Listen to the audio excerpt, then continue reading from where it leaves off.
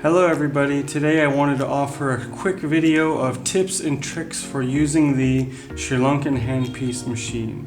So as some of you may have seen, we recently released our practical gem cutting video course, and this is a 4-hour instructional video that you can watch at home that takes you through the entire cutting process of preforming, cutting, polishing, and all the other sort of side information that you need in order to use this machine, like how to balance the handpiece and other tips.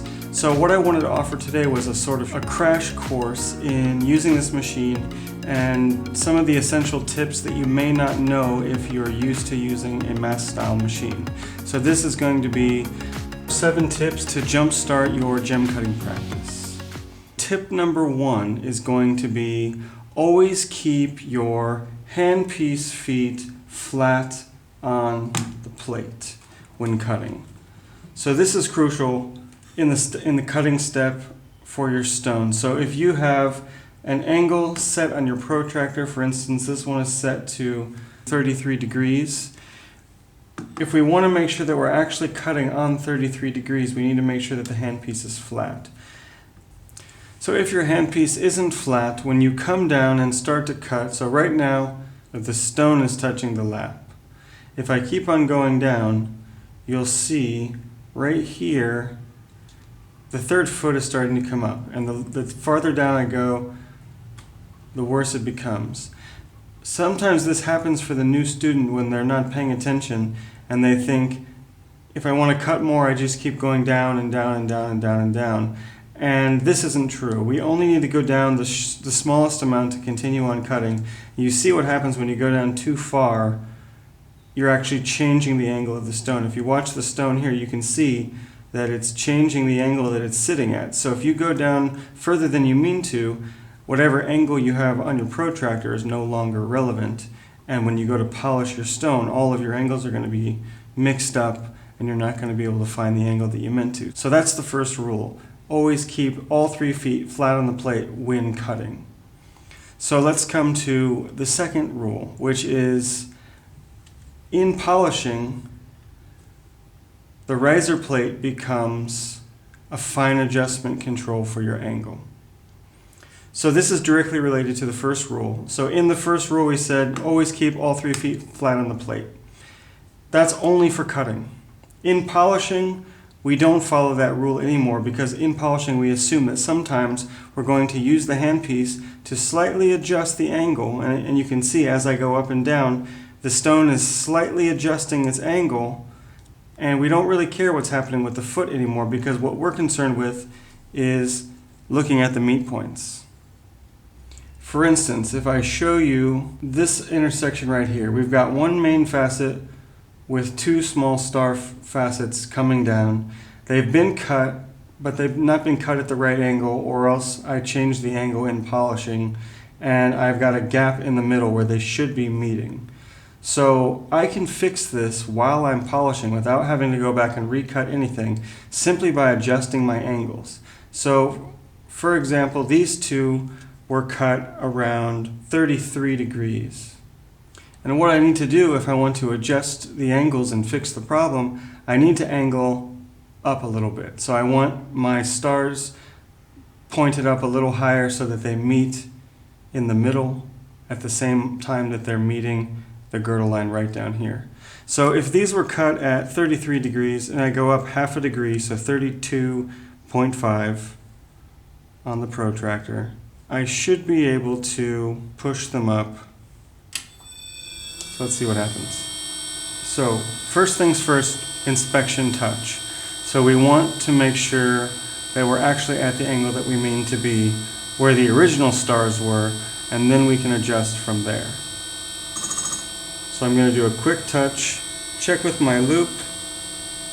So notice now on the left side there's a small rectangle at the top. My angle's a little bit too high. Because I went up half a degree, I'm higher than the original stars were. So I need to come down a little bit so I can find the angle of my original star, and then I'll push it up, because that's a little bit easier. So now, if I show you what I've just done, I've found the angle of the star on the left, and I'm going to push it up a little bit so that it stretches up to the top. So I'm just going to raise the plate about maybe a 1/16 of a turn, give it another touch. I'm going to raise it up a little bit more of a touch. So now I'm about halfway across. You can see here it's about halfway across. I'm going to go ahead and do the other star.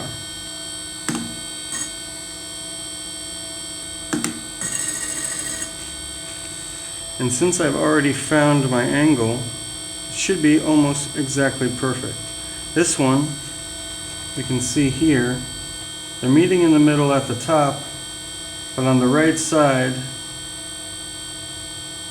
there's a small gap down here, and I need to bring it down a little bit lower. So I'm going to lower the plate a little bit,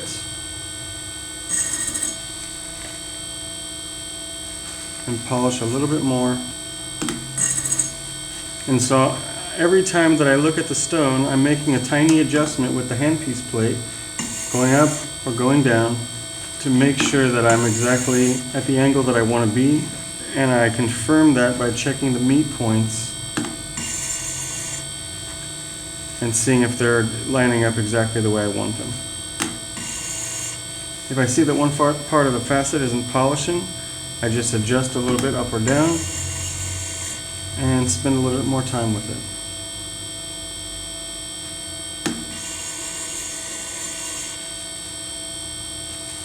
You can see that they're meeting in the middle, they're meeting at the girdle, they're both the same size. I didn't touch the protractor other than that first half a degree up. All I did was adjust the handpiece plate up and down so I could micro adjust the lines of the meet points. So by using the handpiece plate as both the fine angle adjustment and your depth control, this machine gets a special advantage that I don't think any other machine really has, where when you master the control of the handpiece plate and understand exactly how it's going to manipulate your facet angles and your meet point lines, you can become very, very quick at making subtle adjustments. And for recutting, this is also ideal because you're able to really improvise as you go and manipulate every angle and every line to be completely perfect, so that we don't really care about the decimal point number of the angle that we're cutting, but we can simply look at the meet point, and if one's a little bit crooked, we can adjust it until it's perfectly pointed.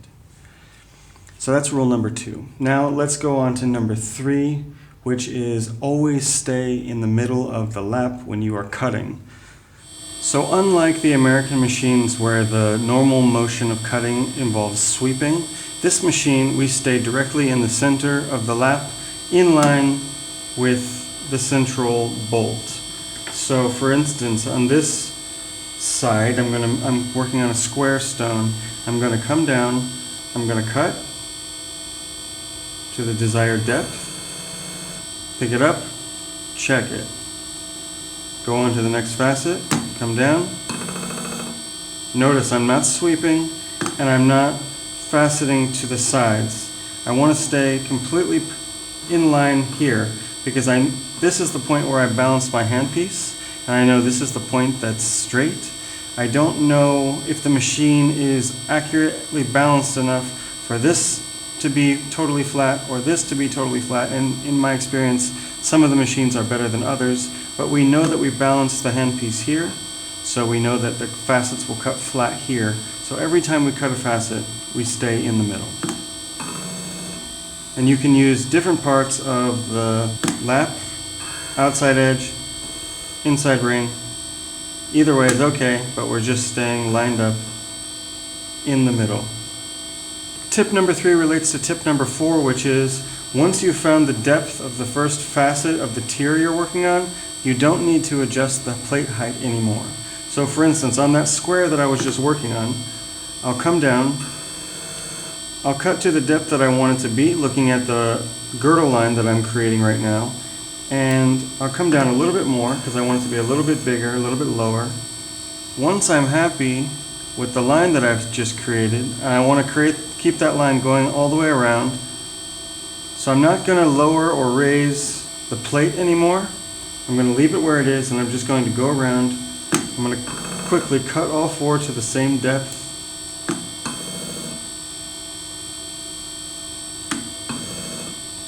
And then with my loop, I can inspect and see if all my facets are at the same depth, and if not, I'll make some small adjustments. And the eye is the final test.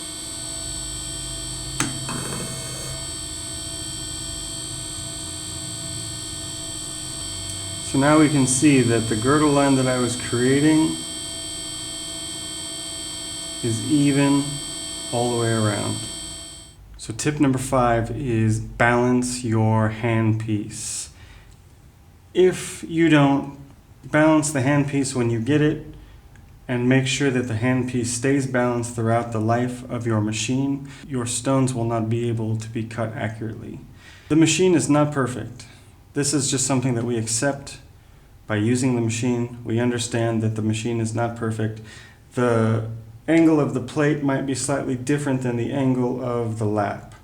So to balance that out, we balance the handpiece. So when you first buy the machine, you need to figure out how to adjust the left and right balance, the back and forward balance, so that the handpiece compensates for wherever the plate is doing, so that you are actually cutting perfectly parallel and flat with the lap.